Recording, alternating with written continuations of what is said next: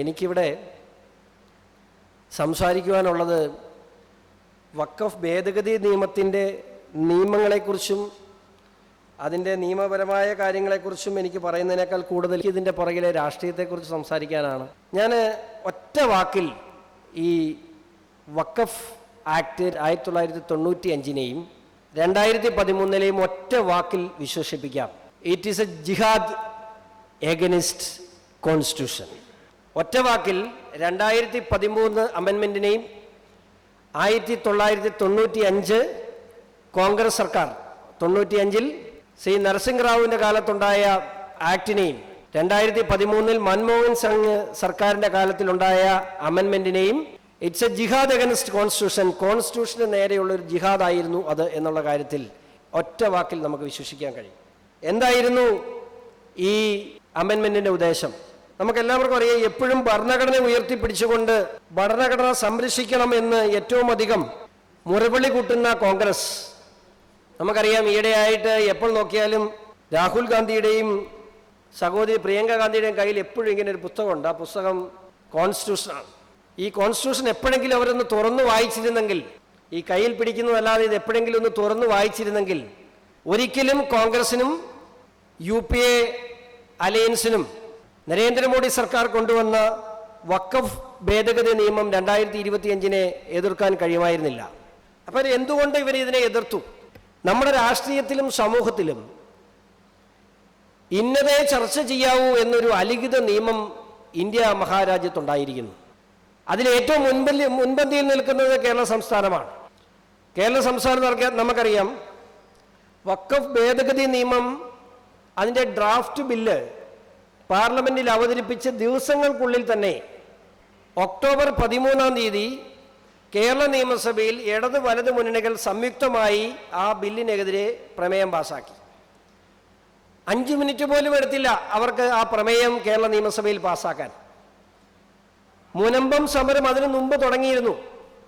ആ മുനമ്പത്തെ വിഷയം എന്താണ് എന്ന് പോലും കേരളത്തിലെ നിയമസഭ പഠിക്കേണ്ട, അതിനെക്കുറിച്ച് ചർച്ച ചെയ്യേണ്ട നിയമസഭ ആ ആക്ടിൻ്റെ ഡ്രാഫ്റ്റ് എടുത്തുകൊണ്ട് ഇതിനെ ഇന്ന കാര്യങ്ങൾ തെറ്റാണെന്നും ഇന്ന കാര്യങ്ങൾ ശരിയാണെന്നും പറയാൻ തയ്യാറാകാതെ ഐക്യകണ്ഠേന ന്യൂനപക്ഷ വിരുദ്ധമായി നരേന്ദ്രമോദി സർക്കാർ കൊണ്ടുവന്ന ഈ വഖഫ് ഭേദഗതി നിയമത്തെ എതിർത്തുകൊണ്ടുള്ള പ്രമേയം കേരള നിയമസഭ പാസാക്കി. ഇവിടെ നമ്മൾ ഭയപ്പെടേണ്ടതായ രാഷ്ട്രീയ സാഹചര്യം കേരളത്തിലുണ്ട് എന്ന് പറയാതെ കടന്നു പോകാൻ കഴിയില്ല. ഈ കാലഘട്ടങ്ങളിലെല്ലാം മുനമ്പം വിഷയം വലിയ രീതിയിൽ കത്തിക്കേറിയ സമയത്ത് കേരളത്തിൻ്റെ പ്രതിപക്ഷ നേതാവ് ശ്രീ PD സതീശൻ അവിടെ എത്തിക്കൊണ്ട് പറഞ്ഞു, ഇത് വഖഫ് ഭൂമിയല്ല, ഇത് വഖഫ് ഭൂമിയല്ല, ഇത് സാധാരണക്കാരന് അവകാശപ്പെട്ട ഭൂമിയാണ്. പിറ്റേ ദിവസം രാവിലെ മുസ്ലിം ലീഗിൻ്റെ നേതാവ് ശ്രീ ET മുഹമ്മദ് ബഷീർ, അത് വഖഫ് ഭൂമിയല്ല, അത് മുനമ്പത്തെ ജനങ്ങളുടെ ഭൂമിയൊന്നുമല്ല, അത് വഖഫ് ഭൂമിയാണ്, അത് പിടിച്ചെടുത്ത് വഖഫിൻ്റെ പേരിൽ കൂട്ടേണ്ടതാണ് എന്ന പ്രസ്താവന നടത്തിയപ്പോൾ 5 മിനിറ്റ് പോലും നോക്കി നിൽക്കേണ്ടി വന്നില്ല. VD സതീശൻ ആ അഭിപ്രായം തിരുത്തി. മുനമ്പത്തെ ഒരു ഞായറാഴ്ച ആരുമില്ലാത്തൊരു സമയത്ത് അവിടെ പോയി പ്രസംഗിക്കാൻ ചെന്ന കേരള കോൺഗ്രസ് നേതാവ് ശ്രീ ഫ്രാൻസിസ് ജോർജ് അവിടെ ചെന്ന് പ്രസംഗിച്ചു. പക്ഷെ അവിടെ അവർ മൊബൈലിൽ ഈ പ്രസംഗം പിടിക്കുന്നുണ്ടായിരുന്നു, അദ്ദേഹം കണ്ടില്ല. അവിടെ പറഞ്ഞു, ഞാനിതിനെ പാർലമെൻറ്റിൽ നിങ്ങൾക്ക് വേണ്ടി വഖഫ് ഭേദഗതി നിയമത്തിൽ നിങ്ങൾക്ക് ആവശ്യമായ കാര്യങ്ങളെ പിന്തുണച്ചുകൊണ്ട് ഞാൻ പാർലമെൻറ്റിൽ നിലപാട് സ്വീകരിക്കുമെന്ന് പറഞ്ഞു.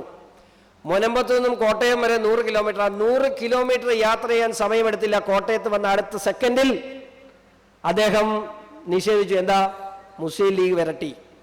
പാർലമെൻറ്റിൽ ചില വ്യവസ്ഥകൾക്ക് അനുകൂലമായി ഞാൻ നിലപാട് സ്വീകരിച്ചു, ഞാൻ ആ ഒച്ചയ്ക്കിടയിൽ ഞാൻ തിരിച്ചൊരൊച്ച പുറപ്പെടുവിച്ചിരുന്നു എന്ന് പറഞ്ഞ ജോസ് കെ മാണിയും ഇപ്പം മിണ്ടുന്നില്ല.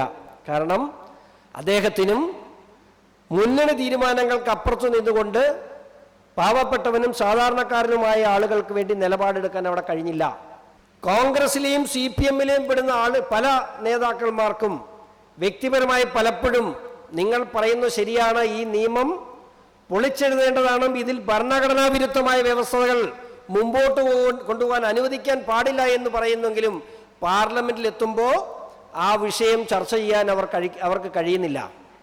പക്ഷെ ഒരു കാര്യം ഞാൻ തീർത്തു പറയാം, ഈ ബില്ല് ലോക്സഭയിൽ വരുമ്പോൾ അവിടെ എഴുന്നേറ്റ് നിന്ന് തുള്ളാൻ ഒരു കോൺഗ്രസ് എം പിക്കും ധൈര്യമുണ്ടാകാത്ത രാഷ്ട്രീയ സാഹചര്യം ഞങ്ങൾ സൃഷ്ടിച്ചിരിക്കും എന്ന് ഞാൻ അന്ന് പറഞ്ഞിരുന്നു. ആ രാഷ്ട്രീയം കൃത്യമായി മുനമ്പം വഖഫ് ഭേദഗതി നിയമം പാർലമെന്റ് ചർച്ച ചെയ്തപ്പോൾ വലിയ മിണ്ടാട്ടമൊന്നും ആർക്കും ഇല്ലായിരുന്നു, വളരെ മര്യാദക്കിരുന്നു. എങ്കിലും അവരവരുടെ രാഷ്ട്രീയം വ്യക്തമാക്കി, അവരുടെ കൂറെങ്ങോട്ടാണ് എന്നവർ വ്യക്തമാക്കി. നമ്മളിവിടെ തരം തിരിച്ചറിയേണ്ടത്, നമ്മൾ പ്രത്യേകിച്ച് എടുത്തു പറയേണ്ടത്, ഇവിടെ കമ്മ്യൂണിസത്തെ പോലെയും നാസിസത്തെ പോലെയും ഫാസിസത്തെ പോലെയും നമ്മളുടെ സാംസ്കാരിക നായകരും രാഷ്ട്രീയ നേതാക്കളും ചർച്ച ചെയ്യപ്പെടേണ്ട വിഷയം തന്നെയല്ലേ ജിഹാദ്. ജിഹാദ് എന്ന വാക്ക് ഉപയോഗിക്കുന്നില്ല, പൊളിറ്റിക്കൽ ഇസ്ലാം.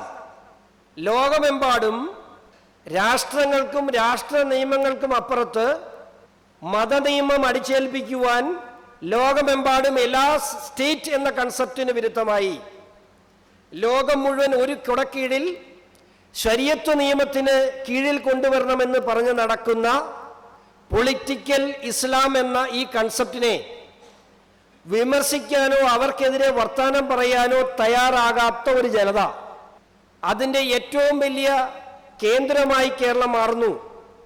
ഒരുപക്ഷെ അതിൻ്റെ തലസ്ഥാനമായി തന്നെ കേരളം മാറുന്നു. ഇസ്ലാം ഒരു മതമാണെങ്കിലും ആ മതത്തിലുള്ള ജനങ്ങൾക്ക് പോലും ഇത്തരത്തിലുള്ള രാജ്യവിരുദ്ധ ശക്തികൾക്കെതിരെ നിലപാട് സ്വീകരിക്കുവാൻ കഴിയാതെ പോകുന്നു. അങ്ങനെ നിലപാട് സ്വീകരിക്കുന്ന കുറച്ചാളുകൾ അവരെ സമുദായ വിരുദ്ധരായി ചിത്രീകരിക്കുന്നു. ഞാനൊരു കാര്യം മാത്രം സൂചിപ്പിക്കട്ടെ, പഹൽഗാമിൽ നടന്ന കൂട്ടക്കൊല ഇന്ന് ഇന്ത്യ ചർച്ച ചെയ്യുന്ന ഏറ്റവും വലിയ വിഷയം. എനിക്ക് ഉറപ്പുണ്ട് ആ കൊലപാതകം നടന്ന, ആ ക്രൂര കൊലപാതകം നടന്ന ആ ദിവസം ഈ രാജ്യത്തെ സ്നേഹിക്കുന്ന ഒരു പൗരനും സമാധാനമായി അന്ന് ഉറങ്ങാൻ കഴിഞ്ഞിട്ടുണ്ടെന്ന് ഞാൻ വിശ്വസിക്കുന്നില്ല. പക്ഷേ കേരളത്തിലേക്ക് വരുമ്പോൾ നിങ്ങൾ ശ്രദ്ധിക്കണം, അവരെ ഓരോരുത്തരെയും പേര് ചോദിച്ച് കലീമ ചൊല്ലാൻ പറഞ്ഞ് അത് ചൊല്ലാത്തവരെയാണ് അവിടെ നിഷ്ഠൂരമായി കൊല ചെയ്യപ്പെട്ടത്. ഒരു ക്രൈസ്തവനും ബാക്കിയല്ല ഹൈന്ദവ വിശ്വാസികളുമാണ്. അവിടെ മതത്തിൻ്റെ പേരിൽ അവർ കൊല്ലപ്പെടുമ്പോൾ ഇവിടെ നിന്നുകൊണ്ട് ഇത് ശരിയല്ല എന്ന് പറയാൻ എത്ര ഇസ്ലാമിക സംഘടനകൾ മുമ്പോട്ട് വന്നു. മതത്തിൻ്റെ പേരിലാണ് അവർ കൊല്ലപ്പെട്ടതെന്ന് പറയാൻ, അതിനെക്കുറിച്ച് പരാമർശിക്കാൻ പിറ്റേ ദിവസം രാവിലെ 10 മണി വരെ കേരളത്തിലെ പല ചാനലുകളിലും ഈ പരാമർശം ഞാൻ കണ്ടു. 10 മണിക്ക് ശേഷം ഒരു ചാനലും അത് പരാമർശിച്ചില്ല. എന്താ? അവിടെ കൃത്യമായ രാഷ്ട്രീയ വിലക്ക് അവർക്ക് നേരെ ഉണ്ടായി. അപ്പോ നമ്മുടെ സമൂഹവും നമ്മുടെ സാംസ്കാരിക നായകന്മാരുമൊക്കെ ഇവിടെ ഫാസിസത്തെക്കുറിച്ചും റാഡിക്കലിസത്തെക്കുറിച്ചും അതുപോലെ നാസിസത്തെക്കുറിച്ചുമൊക്കെ കൃത്യമായി ചർച്ച ചെയ്യുമ്പോൾ എന്തുകൊണ്ട് പൊളിറ്റിക്കൽ ഇസ്ലാമിൻ്റെ ഈ ദോഷ്യഫലങ്ങളെക്കുറിച്ച് സംസാരിക്കുവാൻ തയ്യാറാകുന്നില്ല? ഇവിടുത്തെ ജനാധിപത്യ സംവിധാനങ്ങളെ അട്ടിമറിച്ചുകൊണ്ട് മുമ്പോട്ട് പോകാൻ പോകുന്ന ഒരു അരാഷ്ട്രീയവാദത്തെ ഇസ്ലാമിക് സ്റ്റേറ്റിൻ്റെ കൺസെപ്റ്റിൽ നിന്നുകൊണ്ട് പൊളിറ്റിക്കൽ ഇസ്ലാം എന്ന കൺസെപ്റ്റുമായി മുമ്പോട്ട് പോകുന്ന ഈ സംസ്കാരത്തെ എതിർക്കാൻ ഇന്ന് ഇവിടുത്തെ കോൺഗ്രസിനെയും CPM-നെയും കൂട്ടുപിടിച്ചുകൊണ്ട് ഇവിടുത്തെ ചില സംഘടനകൾ, ഞങ്ങളാണ് മുസ്ലിം സമുദായത്തിൻ്റെ നേതൃത്വം, ഞങ്ങൾ അതിൻ്റെ പിതൃത്വം ഏറ്റെടുത്തുകൊണ്ട് ചില സംഘടനകൾ രംഗത്ത് വരുമ്പോൾ ഇവിടുത്തെ മുഖ്യധാര രാഷ്ട്രീയ പാർട്ടികളായ CPM-നെയും കോൺഗ്രസിനെയും അതിനെ എതിർക്കാൻ കഴിയുന്നില്ലെന്ന് മാത്രമല്ല, ആ സമുദായത്തിൻ്റെ മുഴുവൻ പിതൃത്വവും ഈ റാഡിക്കൽ സംവിധാനങ്ങൾക്ക് വിട്ടുകൊടുക്കുന്ന രാഷ്ട്രീയ ക്രൂരത, അതിലുപരി പ്രീണന രാഷ്ട്രീയം നടത്തുന്ന കമ്മ്യൂണിസ്റ്റ് പാർട്ടിയുടെയും കോൺഗ്രസിലെയും നയങ്ങളെ നമ്മൾ തിരിച്ചറിയേണ്ട സമയം അതിക്രമിച്ചിരിക്കുന്നു. അതിൽ കോൺഗ്രസ് നടത്തിയിട്ടുള്ള ഏറ്റവും വലിയ പ്രീണനമാണ് 1995-ലും 2013-ലും ഉണ്ടായത്. ഭരണഘടനാ വിരുദ്ധമാണ്. എന്താണ് വഖഫ് ആക്ടിലെ ഭരണഘടനാ വിരുദ്ധത? നമ്മൾ ചർച്ച ചെയ്യണം. ഞാനും നിങ്ങളും ഉൾപ്പെടുന്ന ഇന്ത്യ രാജ്യത്തെ പൗരന്മാരായ ഓരോ വ്യക്തികൾക്കും ഇന്ത്യൻ ഭരണഘടന നൽകുന്ന വാഗ്ദാനങ്ങൾ, നമ്മുടെ പൗര അവകാശത്തിന് നേരെയുള്ള കടന്നുകയറ്റം, എൻ്റെ വസ്തു വഖഫ് ബോർഡിൻ്റെതാണെന്ന് വഖഫ് ബോർഡിന് തോന്നിയാൽ എനിക്കൊരു നോട്ടീസ് പോലും നൽകാതെ സ്വന്തം പേരിൽ കൂട്ടാൻ അവകാശം നൽകുന്ന വഖഫ് ബോർഡിൻ്റെ നിയമം, ഞാൻ എവിടെ പോയി അതിന് അപ്പീൽ കൊടുക്കണം, എവിടെ പോയി എനിക്ക് കേസ് കൊടുക്കണം, വഖഫ് ട്രിബ്യൂണലിൽ എനിക്ക് കേസ് നൽകാം. ഇപ്പോൾ ഇവിടെ ചർച്ച ചെയ്യപ്പെടുന്ന ഏറ്റവും വലിയ വിഷയം, നിങ്ങൾക്ക് ഹൈക്കോടതിയിലും സുപ്രീം കോടതിയിലും അപ്പീൽ കൊടുക്കാൻ മേലെ. എന്താ കൊടുക്കാമെന്ന്? വഖഫ് ട്രിബ്യൂണലിന്റെ തീരുമാനത്തിന് റിവിഷൻ കൊടുക്കാം. ആ റിവിഷൻ പരിഗണിക്കുന്നത് ഏത് നിയമപ്രകാരമാണ്? വഖഫ് ആക്ട് പ്രകാരം. നിന്റെ വസ്തു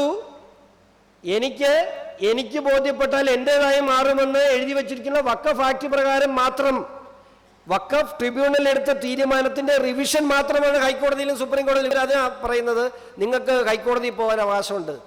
എടുത്തു പറയട്ടെ, 2 ലക്ഷം ഏക്കർ വസ്തുവിൽ നിന്നും ഈ കാലഘട്ടം കൊണ്ട് 12 വർഷം കൊണ്ട് 8.5 ലക്ഷം ഏക്കറിലേക്ക് ഭൂമിയിലേക്ക് ഈ വസ്തു വർദ്ധിച്ചിരിക്കുന്നു. വഖഫ് ബോർഡിന്റെ വസ്തു വർദ്ധിച്ചിരിക്കുന്നു. വഖഫ് ബോർഡിന്റെ വസ്തു വർദ്ധിക്കുന്നല്ല പ്രശ്നം. ഇന്ത്യൻ പാർലമെന്റ് അവരുടേതാണെന്ന് പറയുന്നു. ഡൽഹിയില് തന്ത്രപ്രധാനമായ പ്രദേശങ്ങളിൽ 144 വസ്തുക്കൾ വഖഫ് ബോർഡ് ക്ലെയിം ചെയ്തിരിക്കുന്നു. സർക്കാർ ഉടമസ്ഥയുള്ള വസ്തുക്കളാണ്. ഇവിടെ സിമി നിരോധിച്ചപ്പോൾ പേര് മാറ്റി അത് പോപ്പുലർ ഫ്രണ്ട് ഓഫ് ഇന്ത്യ ആയി. പോപ്പുലർ ഫ്രണ്ട് നിരോധിച്ചപ്പോൾ അത് പേര് മാറ്റി SDPI ആയി. ഇവിടെ പിണറായി വിജയനും കോൺഗ്രസ് നേതൃത്വവും SDPI എങ്ങനെ കൂടെ നിർത്താമെന്ന് ചർച്ച ചെയ്യുന്നു. കേരളത്തിന്റെ അടിസ്ഥാനപരമായ പ്രശ്നം എന്താണ്? 18% ഉണ്ടായിരുന്ന ഇസ്ലാം ന്യൂനപക്ഷ സമൂഹം 30% വരാൻ പോകുന്ന 2026 തെരഞ്ഞെടുപ്പിൽ എത്തുമ്പോൾ ആ സമുദായത്തെ കൂട്ടുപിടിച്ച് നിന്നാൽ മാത്രമേ കേരളത്തിൽ ഇടതുപക്ഷത്തിനോ വലതുപക്ഷത്തിനോ അധികാരത്തിലെത്താൻ കഴിയൂ എന്ന് വിശ്വസിക്കുന്നു. കേരള സംസ്ഥാനത്ത് നടത്തിയ വികസനത്തിന്റെ പേരിലോ കേരള സംസ്ഥാനത്ത് മുഖ്യമന്ത്രി പിണറായി വിജയനോട് ജനങ്ങളുടെ സ്നേഹത്തിന്റെ പുറത്തല്ല പിണറായി വിജയൻ വീണ്ടും അധികാരത്തിൽ വരുമെന്ന് വെല്ലുവിളിക്കുന്നത്. ഇന്നും ഇന്നലെയൊക്കെ നിങ്ങൾ വീണ്ടും പിണറായി വിജയൻ 3.0 എന്തു ധൈര്യത്തിലാണ് അദ്ദേഹം പറയുന്നത്? കേരള ജനതയെ കണ്ടുകൊണ്ടല്ല, ഈ റാഡിക്കൽ മൂവ്മെന്റിനെ കണ്ടുകൊണ്ടാണ്, ഈ പൊളിറ്റിക്കൽ ഇസ്ലാമിനെ കണ്ടുകൊണ്ടാണ്. ആ പൊളിറ്റിക്കൽ ഇസ്ലാമിന്റെ മുഖ്യമന്ത്രി സ്ഥാനാർത്ഥിയായി സ്വന്തം മരുമകനെ വാഴിക്കാൻ തീരുമാനിച്ചുകൊണ്ടാണ് അദ്ദേഹം ധൈര്യമായി പറയുന്നു 2026 ഞങ്ങൾ തിരിച്ചു വരും. പക്ഷെ അദ്ദേഹം മനസ്സിലാക്കാത്തൊരു കാര്യമുണ്ട്, ഈ 30 കഴിഞ്ഞ ഒരു 70 ഈ നാട്ടിലുണ്ട് എന്ന് അദ്ദേഹം മനസ്സിലാക്കുന്നില്ല. ആ 30 കഴിഞ്ഞുള്ള 70 കാര്യങ്ങൾ തിരിച്ചറിയാൻ ഇനി അധികം നാളുകൾ വേണ്ട. 2026 ഭാരതീയ ജനതാ പാർട്ടി കേരളത്തിൽ അധികാരത്തിൽ വരുമെന്ന് പറഞ്ഞപ്പോൾ എന്നെ നോക്കി ചിരിച്ചവരോട് ഞാൻ പറയുന്നു, നിങ്ങൾ ഇനി വരാൻ പോകുന്ന മാസങ്ങളിൽ അത്ഭുതങ്ങൾ കേരളത്തിൽ കാണും. ആ അത്ഭുതങ്ങൾ ഞങ്ങൾ ചെയ്യും. ഈ നാട്ടിലെ ജനതയ്ക്ക് കാര്യങ്ങൾ ബോധ്യമായി തുടങ്ങിയിരിക്കുന്നു. ഇവിടെ നിങ്ങൾ എന്താണ് ചെയ്യുന്നതെന്ന് നല്ല ബോധ്യം കൃത്യമായി തന്നെ ഇവിടുത്തെ സാധാരണക്കാരായ ജനങ്ങൾക്ക് ഉണ്ടായിട്ടുണ്ട്.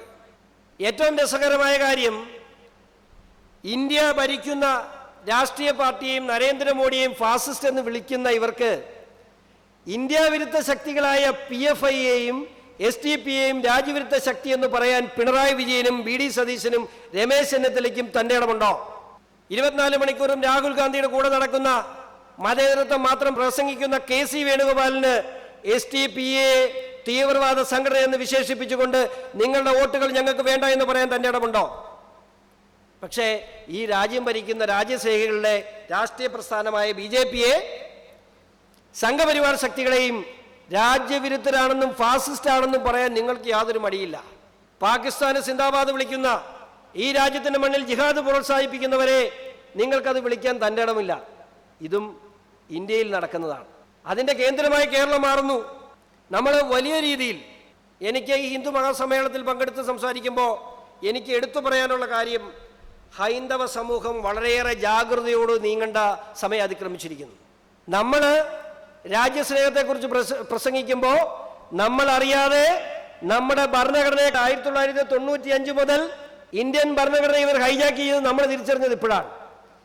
അങ്ങനെ ഈ രാജ്യത്തിന്റെ സമസ്ത മേഖലയിലും കൃത്യമായി ഇടപെടൽ നടത്തിക്കൊണ്ട് ഈ രാജ്യത്തെ നേരിട്ട് പിടിച്ചെടുക്കാൻ കഴിയില്ല എന്ന ബോധ്യത്തിന്റെ അടിസ്ഥാനത്തിൽ ഇവർ 2047 ഈ രാജ്യം പിടിച്ചെടുക്കുമെന്ന് പറഞ്ഞത് വെറുമ്പാക്കായി നിങ്ങൾ കാണണ്ട.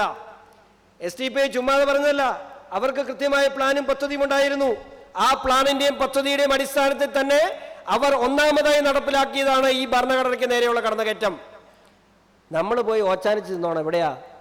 വഖഫ് ട്രിബ്യൂണലിൽ. ഈ രാജ്യത്തെ പൗരന് എല്ലാ സിവിൽ നിയമങ്ങളും അനുസരിച്ച് അവൻ്റെ അവകാശങ്ങൾ. ഞാനൊരു കാര്യം, ലിമിറ്റേഷൻ ആക്ട് ബാധകമല്ല, കുടികിടപ്പ് അവകാശം ബാധകമല്ല, സിവിൽ നിയമങ്ങൾ ബാധകമല്ല. നമുക്ക് നമ്മുടെ അവകാശത്തിന് വേണ്ടി ഒരു കോടതിയെ സമീപിക്കാൻ കഴിയില്ല. വഖഫിന് നോട്ടീസ് കിട്ടിയാൽ ഈ രാജ്യത്തുണ്ടായിരുന്ന നിയമമാണ്. അതിനെ തിരുത്തുവാൻ മുൻകൈയെടുത്ത നരേന്ദ്രമോദി സർക്കാരിന് ചീത്തവിളി. ഏറ്റവും രസകരമായ കാര്യം, നമ്മുടെ ഏറ്റവും കൂടുതൽ നരേന്ദ്രമോദി ചീത്തവിളി കേൾക്കുന്ന ആർക്ക് വേണ്ടിയാണെന്നറിയോ? ഏറ്റവും അധികം നരേന്ദ്രമോദി സർക്കാർ ചീത്തവിളി കേൾക്കുന്നത് ഇസ്ലാം സ്ത്രീകൾക്ക് വേണ്ടിയാണ്. നരേന്ദ്രമോദി സർക്കാർ കൊണ്ടുവന്ന വിപ്ലവകരമായ തീരുമാനങ്ങളിൽ ഒന്ന് മുത്തലാഖ് നിരോധനം. നമ്മളെ ആരെങ്കിലും ബാധിക്കുന്ന വിഷയമാണ്? ഇവിടെ ഇരിക്കുന്ന, എൻ്റെ മുമ്പിലിരിക്കുന്ന ആരെയും ബാധിക്കുന്ന വിഷയമല്ല. ആ മുത്തലാഖ് നിരോധനം കൊണ്ട് മൃഗത്തെ പോലെ കണ്ടിരുന്ന, സമൂഹത്തിൽ നിലയും വിലയുമില്ലാതിരുന്ന ഏതൊരു പുരുഷനും 3 വാക്കുകൊണ്ട് കരിവേപ്പില പോലെ എടുത്തു കളയാൻ കഴിയുന്ന സ്ത്രീക്ക് ആ മുത്തലാഖ് നിരോധനം വഴി അവളുടെ അവകാശങ്ങൾ സംരക്ഷിക്കപ്പെട്ടു ഈ രാജ്യത്ത്. ആർക്ക് വേണ്ടി ചെയ്തതാ? ഇസ്ലാമുകൾ സ്ത്രീകൾക്ക് വേണ്ടി ചെയ്തതാണ്. നരേന്ദ്രമോദിക്ക് അതുകൊണ്ട് ഒരു ലാഭം ഉണ്ടായില്ല. അതിനെയും വിമർശിച്ചു, അതിനെതിരെയും പ്രകടനം നടന്നു. അവർ പ്രകടനം നടത്തുന്നത് അവർക്കെതിരെയാണ്, അവരുടെ അമ്മയ്ക്കെതിരെയാണ്, അവരുടെ പെങ്ങൾക്കെതിരെയാണ്, അവരുടെ ഭാര്യയ്ക്കെതിരെയാണ്, അവരുടെ മകൾക്കെതിരെയാണ്. എന്താണ്? പ്രാകൃതമായ ഒരു നിയമം, സ്ത്രീയെ ഭോഗവസ്തുക്കളായി മാത്രം കാണുന്ന ഒരു നിയമത്തിനെതിരെ നരേന്ദ്രമോദി ഈ രാജ്യത്ത് കൊണ്ടുവന്ന ഒരു നിയമത്തെ, അതിനെയും എതിർക്കുവാൻ കാണിക്കുന്ന തൻ്റെ ഇടം രാജ്യവിരുദ്ധമെന്നല്ല, കോൺസ്റ്റിറ്റ്യൂഷൻ വിരുദ്ധമാണ്, ഇന്ത്യൻ ഭരണഘടനയ്ക്ക് വിരുദ്ധമാണ് അതിനെതിരെ നടത്തിയ പ്രക്ഷോഭങ്ങൾ. നമുക്ക് ലോകരാജ്യങ്ങൾ എടുത്ത് പരിശോധിക്കാം. ലോകത്ത് ഏറ്റവും അധികം മുസ്ലിം സഹോദരങ്ങൾ തിങ്ങിപ്പാർക്കുന്ന രാജ്യം ഇന്തോനേഷ്യയാണ്. സൗദിയല്ല, UAE അല്ല, 2ാം സ്ഥാനത്ത് നിൽക്കുന്നത് നമ്മുടെ ഭാരതമാണ്. ഇന്ന് ഭാരതത്തിൽ നിങ്ങൾ എടുത്തു നോക്കുക. ഞാനും വിശ്വസിച്ചിട്ടുണ്ട്, ഗുജറാത്തിൽ നിന്നും ഒരു ഹൈന്ദവ ഭീകരൻ ഇന്ത്യ ഭരിക്കാൻ വരുന്നു. ആ ഹൈന്ദവ ഭീകരൻ ഇങ്ങ് വരുമ്പോൾ ഇവിടെയുള്ള ക്രൈസ്തവ ന്യൂനപക്ഷങ്ങളെയും ഇവിടെയുള്ള മുസ്ലിം ന്യൂനപക്ഷങ്ങളെയും തുരത്തി പുറത്തു ചാടിക്കും. ഇവരെല്ലാം ഈ രാജ്യത്ത് പീഡിപ്പിക്കപ്പെടും. ഇത് ഇവിടെ നടത്തിയ പ്രചരണമല്ലേ? ഇപ്പോഴും നടത്തിക്കൊണ്ടിരിക്കുന്ന പ്രചരണം ഇത് തന്നെയല്ലേ? എന്നിട്ട് എന്തെങ്കിലും സംഭവിച്ചോ? 11 വർഷമായി. ഞാൻ അതുകൊണ്ടാണ് പറഞ്ഞത്, ചുറ്റുവട്ടമുള്ള ഇസ്ലാമിക രാജ്യങ്ങളുണ്ടെന്ന് പരിശോധിച്ച് നോക്കണം. പാകിസ്ഥാനാകട്ടെ, ബംഗ്ലാദേശ് ആകട്ടെ, അഫ്ഗാനിസ്ഥാനാകട്ടെ, നമ്മുടെ ചുറ്റുമുള്ള രാജ്യങ്ങൾ ശരീഅത്ത് നിയമം അനുസരിച്ച് പോകുന്ന രാജ്യങ്ങളാണ്.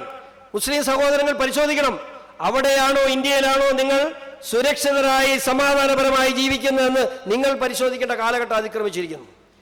ഈ രാജ്യത്തെ സ്നേഹിക്കുന്ന നല്ലവരായ ഇസ്ലാം സഹോദരങ്ങൾ, ഈ രാജ്യത്തോട് നിങ്ങൾ സ്നേഹിക്കുന്നെങ്കിൽ, നിങ്ങൾ ഖുർആനെ അനുസരിക്കുന്നെങ്കിൽ, നിങ്ങൾ മുഹമ്മദ് നബിയെ അനുസരിക്കുന്നെങ്കിൽ, നിങ്ങൾ ഈ രാജ്യത്തോട് ചേർന്ന് നിന്ന് ഇത്തരത്തിലുള്ള ഇസ്ലാമിക ഫാസിസ്റ്റ് സംഘടനകൾക്കെതിരെ, ഇസ്ലാമിക് സ്റ്റേറ്റ് എന്ന കൺസെപ്റ്റിനെതിരെ, പൊളിറ്റിക്കൽ ഇസ്ലാമിനെതിരെ നിങ്ങൾ പ്രതികരിക്കേണ്ട സമയം അതിക്രമിച്ചിരിക്കുന്നു.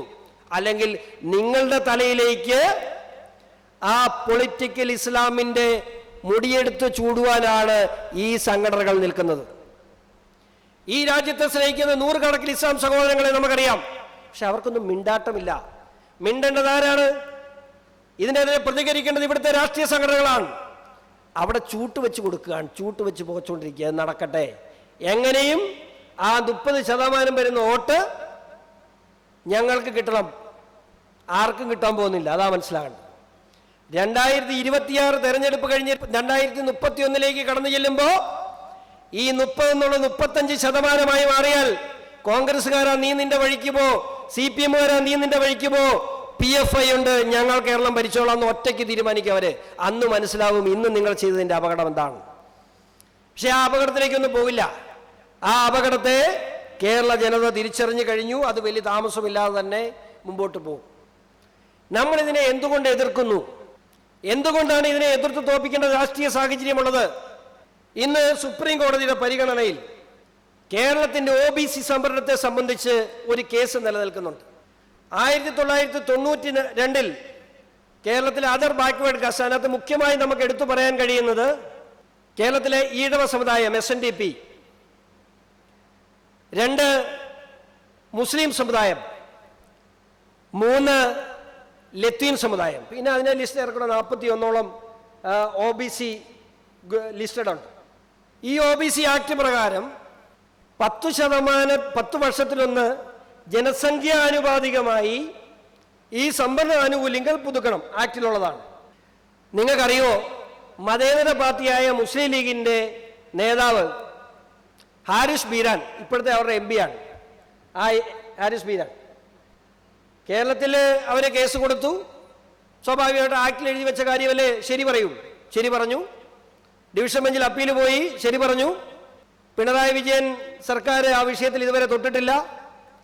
ഈ OBC സംവരണത്തിൽ ജനസംഖ്യ ആനുപാതികമായി സംവരണം നടത്തണമെന്ന് ആവശ്യപ്പെട്ടുകൊണ്ട് സുപ്രീം കോടതിയിൽ കേസ് കൊടുത്തിട്ടുള്ളത് UDFന്റെ MP ആയ ഹാരിസ് ബീരാനാണ്. എന്തു സംഭവിക്കും? ആ സുപ്രീം കോടതി വിധി വരുമ്പോൾ കേരള സംസ്ഥാനത്ത് യഥാർത്ഥ OBC ആയ ഈഴവ സമുദായത്തിനും ലത്തീൻ സമുദായത്തിനും ആവശ്യമായ അവർക്ക് അനുകൂലമായ സംവരണം ഇസ്ലാം സമൂഹത്തിലേക്ക് പോകും.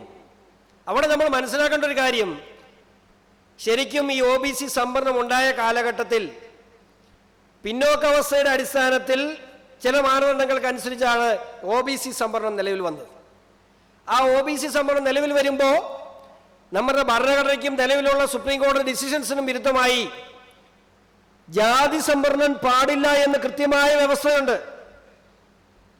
ശരിക്കും മലബാറിലുള്ള മാപ്പിള, അതായത് മുസ്ലിം സമുദായത്തിൽ ഏറ്റവും പിന്നാക്കമായി നിൽക്കുന്ന മാപ്പിള എന്ന കൺസെപ്റ്റിലാണ് ശരിക്കും OBC സംവരണം നിലവിൽ വന്നത്.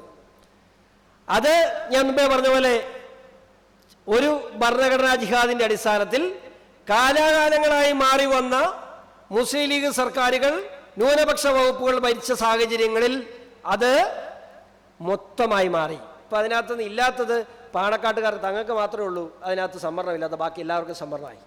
അപ്പോൾ OBC സംവരണത്തെ വളച്ചൊടിച്ച് അത് മതസംവരണമായി മാറ്റിയിരിക്കുന്നു. അപ്പോൾ ഈ രാജ്യത്തൊരു നിയമമില്ലേ, മതത്തിന്റെ അടിസ്ഥാനത്തിൽ സംവരണം പാടില്ല എന്ന് പറഞ്ഞ സ്ഥലങ്ങളിൽ മുഴുവൻ. ഇതൊന്നും ഇവിടുത്തെ സാധാരണക്കാരായ മുസ്ലിം സഹോദരങ്ങളെ രക്ഷിക്കാനൊന്നുമല്ല. പൊളിറ്റിക്കൽ ഇസ്ലാം എന്ന കൺസെപ്റ്റ് ഈ രാജ്യത്ത് പയ്യെ പയ്യെ ഇംപ്ലിമെന്റ് ചെയ്യുന്നു. അതിന് അവർ ഒന്നാമതായി ഹൈജാക്ക് ചെയ്തിട്ടുള്ളത് കോൺഗ്രസ് നേതൃത്വത്തെയാണ്. ആ കോൺഗ്രസ് നേതൃത്വം ഭരിക്കുന്ന നാടുകളിൽ മുഴുവൻ, തമിഴ്നാട്ടിൽ നടക്കുന്നു, അവിടെ തമിഴ്നാട്ടിൽ അവർ ഹൈജാക്ക് ചെയ്തിട്ടുള്ള DMK ആണ്. ആന്ധ്രാപ്രദേശിൽ നടക്കുന്നു, അവിടെയെല്ലാം അവർ ക്രമേണ ഇത് ഇംപ്ലിമെന്റ് ചെയ്തുകൊണ്ടിരിക്കുക. നമ്മളിതൊന്നും അറിയുന്നില്ല. അതിൽ കൃത്യമായ അജണ്ടയുണ്ട്. ആ അജണ്ടയെ തിരിച്ചറിയാൻ നമ്മൾ കഴിയാതെ പോകുന്നു. പക്ഷെ ഞങ്ങളത് തിരിച്ചറിഞ്ഞ് തുടങ്ങി എന്ന് മുസ്ലിം ലീഗിൻ്റെ നേതാക്കൾ അത് മനസ്സിലാക്കുന്നത് നല്ലതായിരിക്കും. തുടർന്ന് അങ്ങോട്ട് അതിനെ കൃത്യമായി പ്രതിരോധിക്കുവാൻ വേണ്ട. കാരണം ഈ നാട്ടിൽ ആ ഒരു വർഗത്തിന് ബദൽ, ഞാൻ എടുത്തു പറയട്ടെ, അതൊരിക്കലും മുസ്ലിമിനെതിരെയുള്ള നടപടിയല്ല. പക്ഷേ ഈ നാട്ടിൽ സമത്വം എന്നുള്ളത് അത് ഈ രാജ്യത്തിൻ്റെ ആവശ്യമാണ്. അത് നടപ്പിലാക്കാൻ വേണ്ട നടപടി സ്വീകരിക്കും എന്നുള്ള കാര്യത്തിൽ യാതൊരു സംശയം വേണ്ട. വെസ്റ്റ് ബംഗാൾ കേട്ടോ മറ്റൊരു ഉദാഹരണമാണ്, എടുത്തു പറയേണ്ട മറ്റൊരു ഉദാഹരണമാണ്. ഈ സംവരണ കാര്യങ്ങളിൽ ഇതേ നിലപാട് സ്വീകരിച്ചുകൊണ്ട് വെസ്റ്റ് ബംഗാൾ രംഗത്ത് വന്നിരിക്കുന്നു. ഇതെല്ലാം ഭരണഘടനാ വിരുദ്ധമാണ്.